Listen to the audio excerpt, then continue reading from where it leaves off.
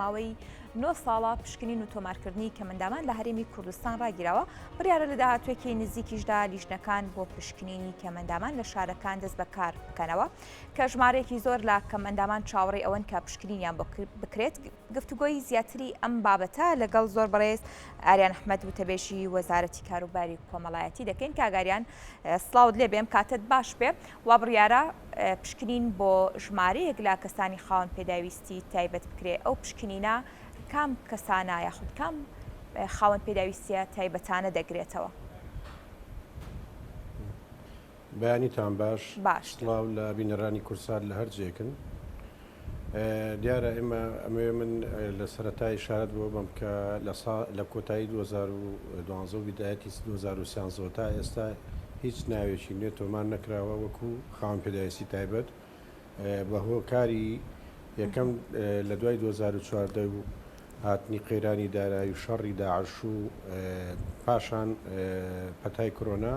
ئەمانە یەکێک بوون لەو بەربەستە بەشێکن لەو بەربەستە گەورانەی کە بوونەوەی کە ئێمە نەتوانین وەکو پێویست ئەو بەرنامەی لەم کابینەدا ڕێژرا بوو کە گرنگی تەواو بدرێت بە خاوەن پێداویستی تایبەت بەداخەوەکو پێویست نهاتە دی. بەڵام خۆشبەختانە دوای ئەوەی بە لیژنەی چاکسازی لە وەزارەتی کار و کاروباری کۆمەڵایەتی بە سەرۆکایەتی جەنابی وەزیر پێداچوونەوە بە لیستەکانی کەمەندامان و خاوەن پێداویستی تایبەتا کرا کە زۆر ناهۆیان ڕەش نەکرا بوو کە وەفاتی کردووە یا سەفەری کردووە یا ئەو مەرجانیتیانە کە بشێ بۆ ئەوەی کە دەرماڵی کەمەندامی وەرگێت.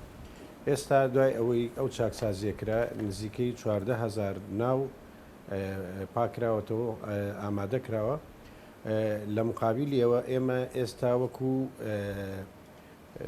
ژمارەیەکی سەرەتایی بڵاوەکەینەوە نزیکەی 30,000 کەس داوای پێشکەش کردووە بۆ ناونووسینی کەمەندامی.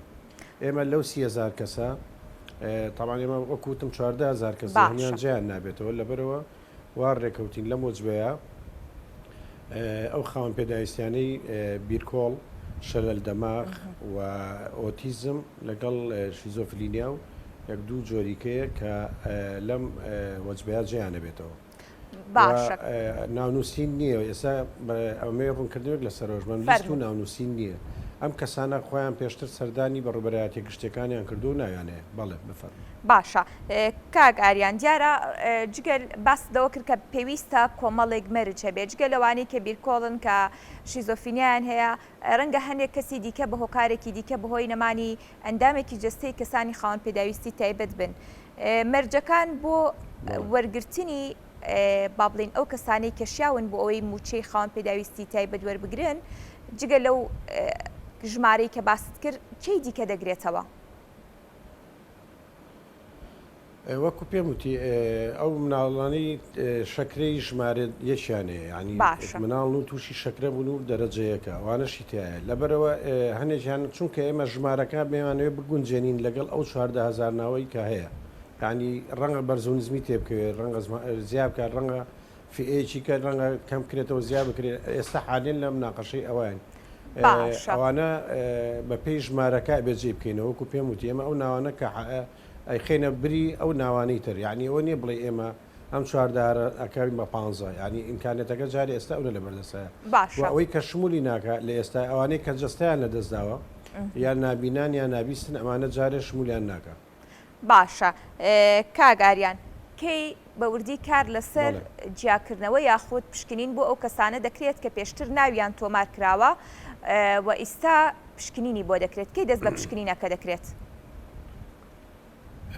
پشکنینەکەش جاویستم باسی ئەو مۆزوعەکان بکەین کە جەنابی وەزیری کار و وەزیری تەندروستی هەردوو لایەن لەسەرەوە ڕێکەوتن لیژنێکی باڵا دروست دەکرێت بۆ ئەوەی ئەو 30,000 کەسەی کە ناوی تەقدیم کردوکە ئێمە 14,000 لێ لەبژێرین کە بەپێی خاوەن پێداویستیەکەی شمولەکان نەگەڵی ببژێرین وەکو هەڵبژاردن. باشە. بەڵام ئەمە ئەم لیژنە باڵایە ئەبێ بیبینێتەوە لەبەرەوەی ڕەنگە هەنێک کەسی تیاابێ ئێستا تەقدیمی کردو و مەرجانیتیانە بێ.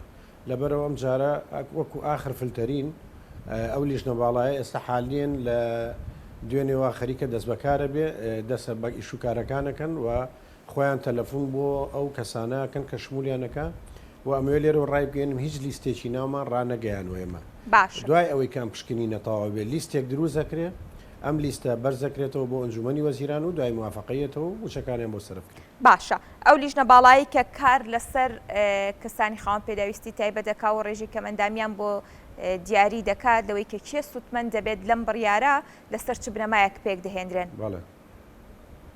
بەڵێ ئەو لیژنێ دیارە خەڵکی پسپۆڕی تایەوە بەشێکیان خۆ دەزانێت تەندروستی دایان نەبێت لیژنەی تەندروستینەوەنە زایدەن یەکێک لە توێژەری تایە لەبەرەوەی هەنێک هەیە هەر لە مەسەلانێک خاوەن پێداویستی هەیە لە دوورەوە ناسرێتەوە ینی بە شکل ئەزانی بۆ نمونە ئێستا داون لە دوورەوە زانی ئەم کەسە ئینە پێویستی زۆر ڕەنگە بە وردەکاری نەبێ بەڵام ئێمە بۆی ئەم لیژنێ دانێم لیژنە باڵایە زۆر کەسێ مەسەلا ڕەنگە لە ڕێژەکەی کێشەی هەبێ ڕەنگە ئەوەی ئەو حاڵەتانی نەبێت کە ئێمە لە ڕێنمایەکانە دەرمان کردووە. باشە بەپێی ڕێنماییەکانە و کەسانی کە سوودمەند دەبن دەبێت ڕێژەی کەم ئەندامیان لە سەدا چەند بێت؟ ڕێژە خۆی لە 16 بەڵام نەخۆشەکانە گۆڕێ ئێستا تایەتی لە 1970 تایەتی لە 1970 یعنی ئەوە نیە سابت بێ بەپێ شێوازی کەمەندامیەکانە گۆڕێ. یعنی چۆن بەپێی شێوازی کەمەندامیەکان لە نەخۆشیێکەوە بۆ نەخۆشیێکی دیکە ڕێژەکەی دەگۆڕێت؟ بەڵێ ئێستا شەلل دەماغ مەسەلە لە بڵێن 70 بۆ 80 دانراوە مەسەلە لە شوێنێککە لە جەستەی لە 16 بۆ گەر فەرمانبەر بێ نابێت لە 70 کەمتر بێ ئەو ڕێژانە ئەوە بەپێی دیارەکرێ.